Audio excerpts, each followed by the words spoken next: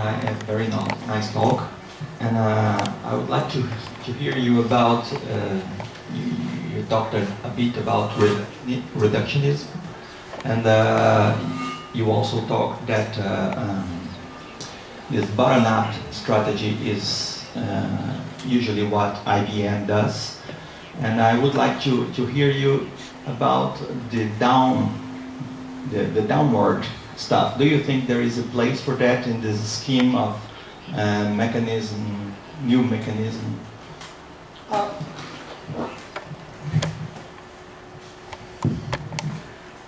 Okay, so wait. So first, I've got the bottom-up strategy, and whether it works. And the first question was, I'm sorry. Bottom-up strategy, and I would like to know if this the reduction. The new mechanical philosophy also can help downward strategies, because bottom-up is, I guess, IBM believes. So Right.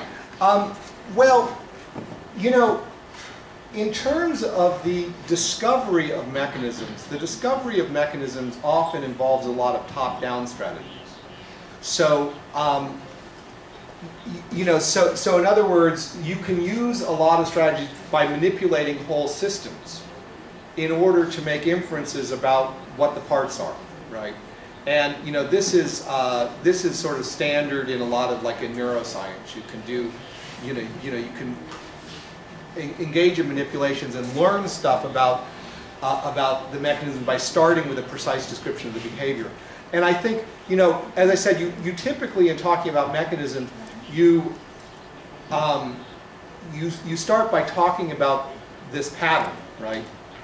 And then look for the mechanism that's responsible for the pattern.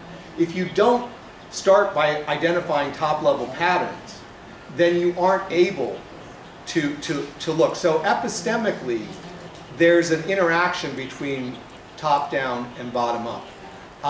I think that ultimately, causally, part of this view suggests that the behaviors of wholes depend upon the behaviors of their parts.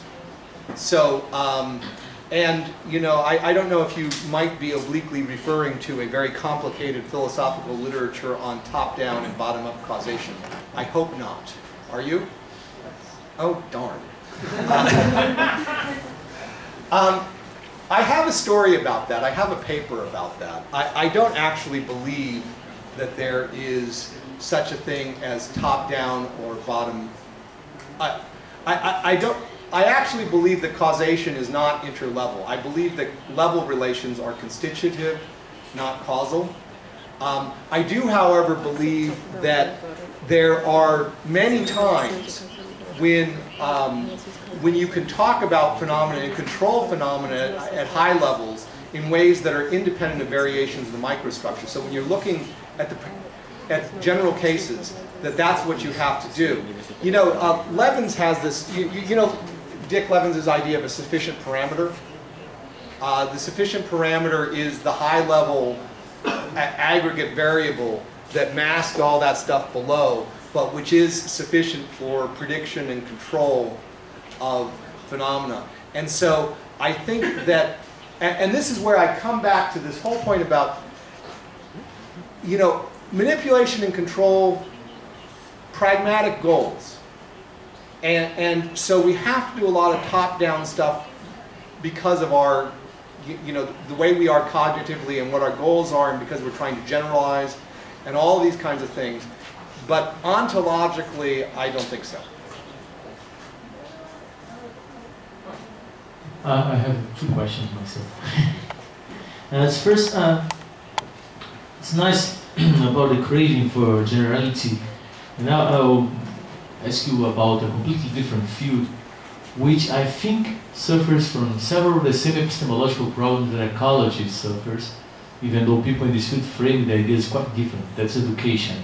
And I think in education, I think its reality is particular, and I think the education community loves this, loves to say every student is one person, every teacher, and everything is very particular. But I really think that our needs and interests are general, and we need the generality. And I have been kind of fighting for this idea of generalizing education, And I have been using two approaches, and I'd like to listen to your opinion on that. One is the approach of maximizing the variability of the case studies, so that I can get, if the patterns function well in the several different cases, I can generalize the patterns. And the second is situated generalization, the idea that if I describe something that works for a particular teaching learning problem in a particular classroom, for a particular teacher, but I give a lot of ethnographic data, that other teachers look at, look, come on, I have the same problem, my classroom is like that. They can take evidence from that and bring to the new case. So I'd like to listen about this.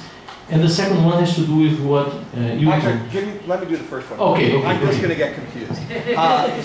Okay, I think that's a great question, and I think you're totally right about it. And in fact, this craving for generality and the reality of the particular is a problem for policy of all kinds. Whether it be science policy, whether it be education policy, whether it be energy policy, you name it, right? And it's funny. My father was an education researcher, and so we used to talk about this all the time. So I've actually thought a fair amount about it. A couple of points here. Even though reality is particular, it is the case, and this is my point, there can often be enough similarity across particular instances that we are able to make generalizations.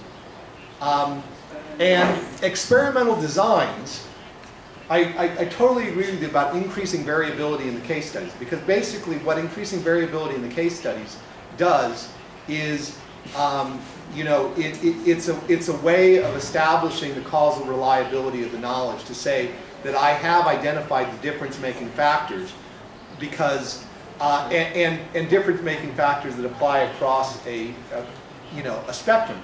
And another point I might make here, in terms of the value of ethnographic research, ethnographic research by itself can be a very limited value, but one of the things that it does, it's like going and looking at these individual level mechanisms, right? It's looking at interactions between single teachers and trying to understand the social or cognitive processes at a very local level in an individual case, gives you a sense of the kind of variability that might matter, which is helpful in designing the other kinds of studies. But, let me assure you that nothing that I have said should be taken to suggest that we should stop seeking generalizations in policy, and that we should stop trying to do observational and experimental studies over populations. Right? So I agree with that. I'll leave my second for soon, so that other people can speak. Lucas, and then everybody. Primeiro eu gostaria de agradecer, pela apresentação. E na verdade eu também tenho duas perguntas como chave. A primeira está relacionada com a definição de mecanismo e a segunda está relacionada com causa. A primeira, quando você colocou aquela definição de mecanismo, ela me pareceu muito parecida com a definição de sistema.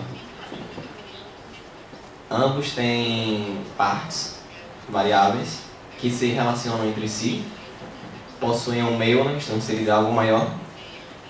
Então, qual que seria a diferença entre eles? Seria apenas o fato da relação ser do tipo causal?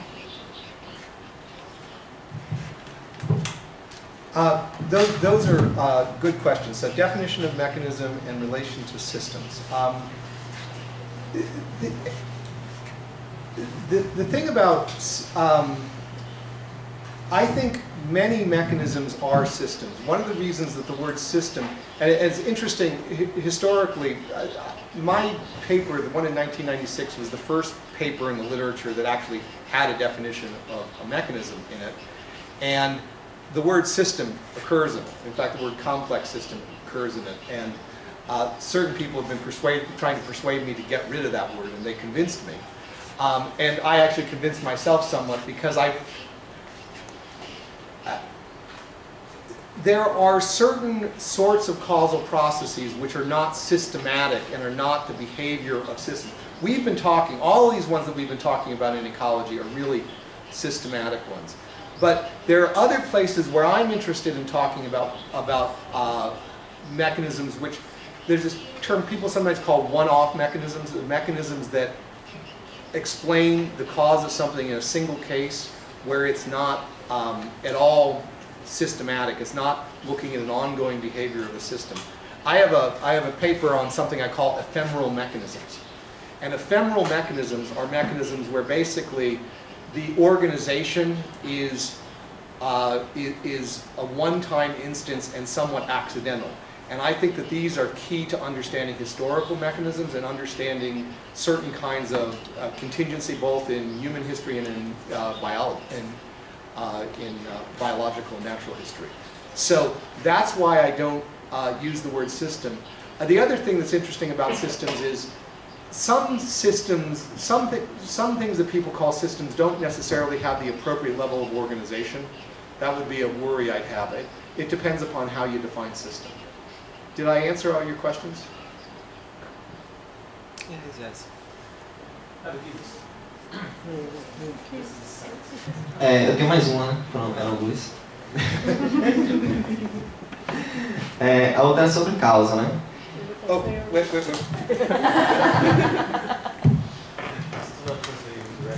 A outra é sobre causa.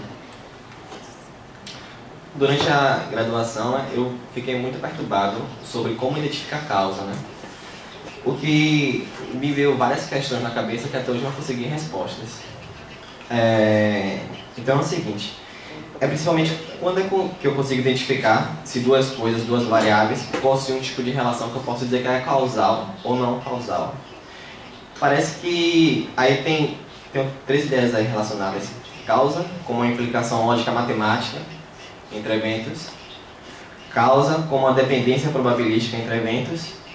E causa, como uma correlação entre eventos. Eu vou explicar um pouco melhor. Meio confuso. Parece que a identificação de um evento causal é bem próximo de implicação lógica matemática. Por exemplo, se A implica em B, é bem provável dizer que A é a causa de B. Ou eu posso garantir que realmente A é a causa de B. E causa conta a dependência estatística entre dois eventos. Se o efeito da informação antecessora A interferir na ocorrência do evento B, ou seja, se a probabilidade de ocorrência de B for afetada pela anterior ocorrência de A, eu posso dizer que aí existe causa. E o terceiro e último ponto é sobre correlação.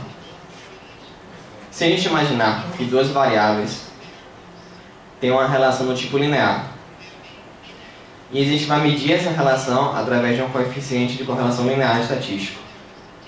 Se houver uma correlação máxima, eu posso dizer que nesse caso há causação?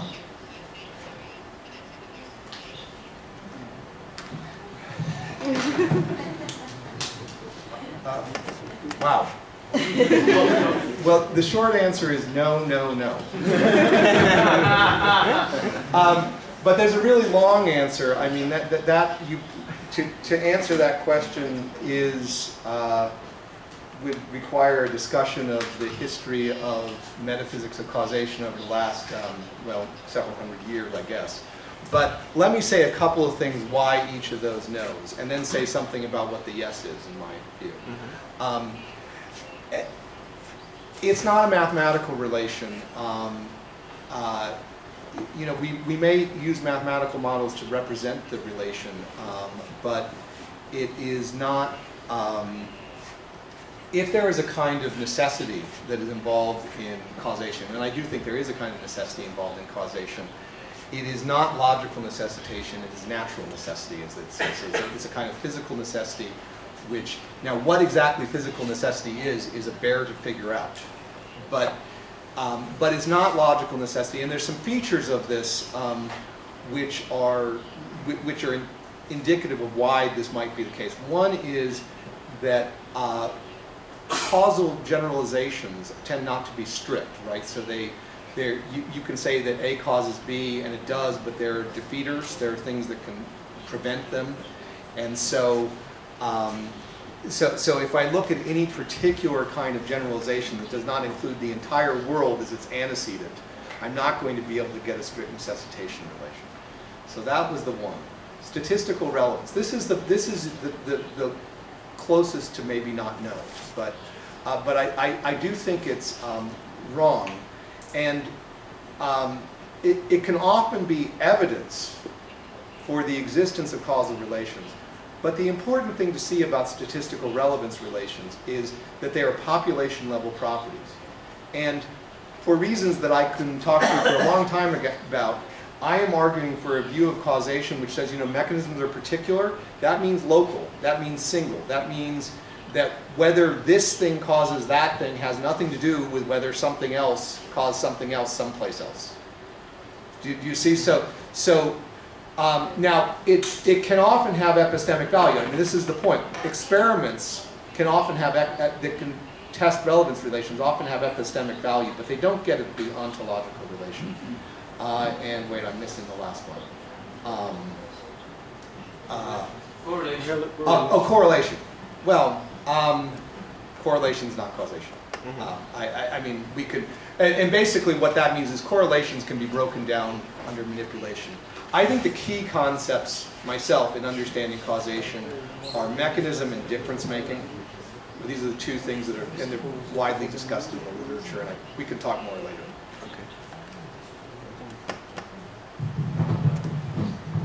Stuart, thank you very much for that. Two questions may be related. The first is, do you think that physical necessity is what makes the characteristic difference in the mechanism underlying water class of fish? The mechanism underlying what? Underlying the behavior of water flash in the toilet and the fish. And the second one, if you want to listen to it, because maybe they're related. Okay. Since you gave us this nice analogy between ecology and physicians, in medicine we know very well detailed the mechanism for the action of aspirin. But that cannot explain us placebo effects, which counts up to 30–35% of the cases.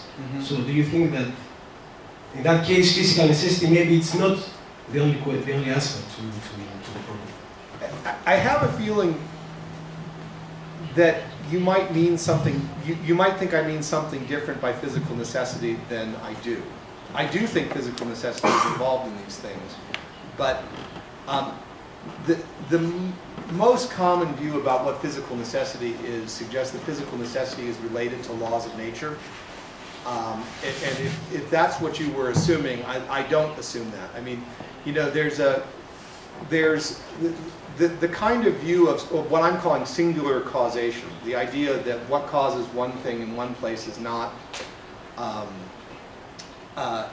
is not in any logical sense related to what causes something in another place, is part of a general way of thinking about causation that I think some other people who think about the people who think about causal capacities and Nancy Cartwright and that group of people who think about that, they tend to think about these causal powers as being local. So their powers, they represent real necessity. They're not just accident, but they are, and so you can call them necessity, but they don't have necessarily the universality. So, but in that sense, I do think that there is necessity in that toilet flushing, and then. So there is necessity in toilet flushing and in the fish. What distinguishes the two? Is there any distinction between the two? Between toilet flushing and which? And the fish. And the fish? Yeah. I'm not seeing what the distinction is. I mean, the mechanisms work rather differently. But in each case, the mechanisms work by the interaction of parts of the mechanisms with each other. And those interactions are causal. They involve some kind of, which I take as involving some kind of necessitation relation. Even if they're mechanically explicable, they're causal. So I'm not seeing, I mean, the difference is in the kinds of organization of those. It's not in some difference in the kind of causation that's involved. Now I'm trying to see if that's, how that's related to the aspirin, or what you were trying to get at with the aspirin case. Just try to understand if you, of course you are a pluralist and you're not craving for generality. I just want to understand if you think that mechanisms and this new mechanical philosophy could somehow have a clue about the placebo effect, for instance. Sure. I mean, absolutely could have yeah, I mean, placebo effects are, you know, seem like they must be psychological mechanisms, right? They're mediated by belief, right? And beliefs are produced by, you know, various sensory experiences, and we could theoretically, I mean, it's very, very difficult to do this, but there ought to be some account about how that change in psychological state, which is induced by some set of perceptions, is productive of a change in physiological state, which is constitutive of that. So there's nothing, I mean, you know, there's a difference. You know, the ontological position is there is a mechanism, but whether we can find them in any given case is really, I mean, you know, a very different question. I'm committed to the ubiquity of mechanism as an ontological position, but as an epistemic approach to understanding things, not at all. Okay? I mean, I think it's quite important, but it's not. It's never the whole story. I'll go for my second one. Well, let me see if I manage to formulate these clearly. Well, I have been writing about downward causation in the past, and now there's 5 years, almost 6 years. I don't do anything about that, and I came back and come back. It was a little suffering because I discovered two bad things. First, that philosophy of mind wouldn't help me, and I took a lot of time studying philosophy of mind. Just say no, I will not progress through that. And the other was to appeal to Aristotle to deal with downward effects as downward causation, and I gave up on that too. Then I have two related things. One, we talk about the mechanism in 2 levels, but also talk about the dependence on context. The what? We talk about mechanism in 2 levels, the phenomenological and the mechanism itself. And then we have the context that you said is very important. Right. And I know you also like Craver's approach that has a contextual. Right. So I would like to ask about, what about putting 3 levels in the mechanism, take the context into account? And I think we could find a way, because I agree with you that interlevel relations are not causal. But I do think that interlevel relations affect what goes on in mechanisms. So I have been trying to formulate what would be a kind of non-causal determination from the whole to the parts. I have been trying to do this through Brunke's structural determination, but I'm still not really satisfied on that. So I'd like to know your thoughts about if you could go try to find other kinds of determination to formulate this top-down relation. Yeah, well, you know, one of the things about top-down. Have you read my paper in philosophy and phenomenological research? Because that's where I try to answer this question. And it's a tough question. Yeah, I read the paper quite recently. In fact, right. So let me try to say something which echoes stuff that I said there. One of the advantages of focusing on the single case at the single space and time, single place and space and time, is that there is an identity relation between the top level and the bottom level, right? So let me give a different example. If I think about a cell, and I think about a cell over time, the parts of the cell are constantly changing. The identity of the cell is not constituted by any particular, say, set of material that's made up of the cell over time. But at a given instant, that given cell, the cell and the things that make up the cell are exactly the same thing. And that is why when I manipulate the cell, I'm also manipulating the contents of the cell. You know, I give this example in that paper. I say, if I turn a key in a lock, the molecules in the key are moving, and that just is, and it's not like my turning the key caused the molecules in the key to move. My turning the key was turning the molecules in the key, right? It's an identity relation. And I think when we talk about top-down causation, what we're talking about is at the level at which we enter into manipulations of things. Because what we can do is that we can manipulate something using a high-level intervention, an intervention on a property that's at one level. And then we can observe downstream effects at a micro level. And we call that top-down causation. But it's not. But it's an important phenomena to recognize that sometimes we can do that, and other times we can have manipulations that don't, where those high-level manipulations don't change low levels in the same way, or more importantly, where low-level manipulations don't change high-level manipulations. So that's the sense. You know, I'm someone who believes deeply on the autonomy of higher levels of organization.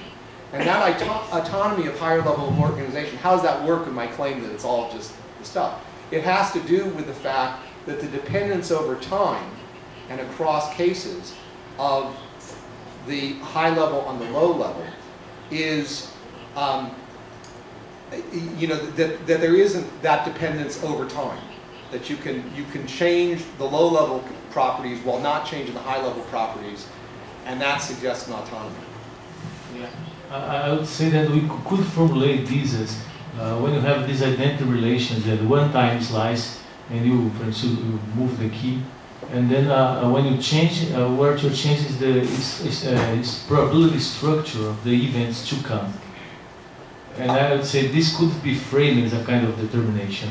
Yeah, not causal. No. I mean, there is no doubt that a high level, that a high-level manipulation will have effects on low-level properties, right? It's just that it's not this idea that there's a high-level property that's kind of out there, which affects the low-level property as if there weren't some dependence, you know, constitutive dependence. And but absolutely, I mean, and in that kind of ordinary sense, it's very important to talk about downward causation. You know, there's a practical applied sense in which this is appropriate to understand. That we can intervene at one level and we can produce effects at another level. What do we do when we take drugs? We take a pill, something happens to our chemistry, right? That's not magical metaphysics. You know, that's just. Final question. You. Final. Well, I would like to hear you about what's the difference between the new mechanical philosophy and the classic mechanical philosophy, because in the classic you had only matter, but energy and information did not enter the picture. And now we know the three elements are there. So is this the reason of a new mechanical philosophy? Yeah. The term new mechanical philosophy. Yeah, the question is, what's the old mechanical philosophy? And there's a lot of different old mechanical philosophies. Mechanical philosophy is, you know, probably as old as Democritus. So we're talking a long time back. And perhaps, I mean, when I think of the mechanical philosophy, I tend to think of Descartes and Boyle and the 17th century. There's also the mechanistic tradition in biology, right, in the 19th century and the early 20th century. So there's a lot of different mechanical philosophies. And I'm not a historian, and so I'm going to say some very vague things here. But to me, the crucial thing that happened in this idea of mechanism was, and here I'm fundamentally distinguishing it from the sort of Cartesian kind of mechanism, was a recognition that the kinds of things that count as interactions, there are a variety of things that can count as interactions, and we can't and activities, and we can't limit them a priori. You know, in the 17th century, the idea was matter in motion, right? And the dependence of high-level properties on low-level stuff had to do solely with the spatial organization and the interaction by contact of parts. That was, and the idea of this mechanical philosophy is that idea of organization of parts is entire. We keep that, but we allow there to be various levels of activities, and we recognize that in different scientific domains we will be discovering entirely different kinds of activities. So, you know, energetic activities, but also, I mean, we can talk about activities and interactions in, say, the social realm, which are informational or, you know, things like that, that, you know, no traditional mechanism in their right mind would call part of the mechanism. So that's the big thing. Thank you.